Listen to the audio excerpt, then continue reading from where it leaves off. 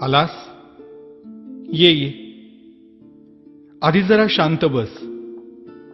मोकळा श्वास घे.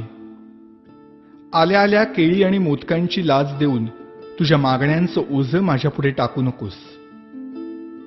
किंवा खरं तर यावर्षी काही मागूच नकोस. मागच्या वर्षीच्या तुझ्या मागण्यांचं काय झालं हे देखील विचारू नकोस. कारण कितीही मागण्या पूर्ण केल्या तरी तुमच्या अपेक्षा वाढतच जातात. आता यापेक्षा मोठं पोट नाही झेपायचं मला. त्यापेक्षा असं कर, यावर्षी माझ्याच काही मागण्या पूर्ण कर. बघ जमतंय का? यावर्षी तरी निदान माझ्यासमोर दुसऱ्याचं वाईट चिंतू नकोस. उगीच माझ्या नावाखाली खोटी वर्गणी उचलू नकोस. रात्रभर जागू नकोस. जागलास तरी पिऊ नकोस. प्यायलास तरी निदान झिंगू नकोस. नकोय रे मला 30 तोळ्यांची माळ. जमलंच तर स्पीकरचा व्हॉल्यूम कमी कर थोडा. अश्लील शब्दातली तुमच्या गाण्यांची लिरिक्स ऐकवत नाहीत मला.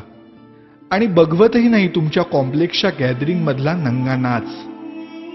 अशक्य होतं रे मला हे 10 दिवस तुमचा तमाशारूपी उत्सव सहन करणं. हात जोडून मागणं मागतो तुझ्याकडे.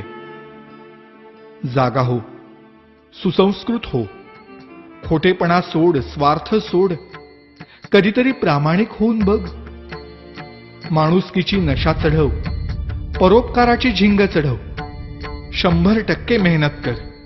स्वतःला ईश्वरी अंश मानणाऱ्या लोकांपासून सावध राहा.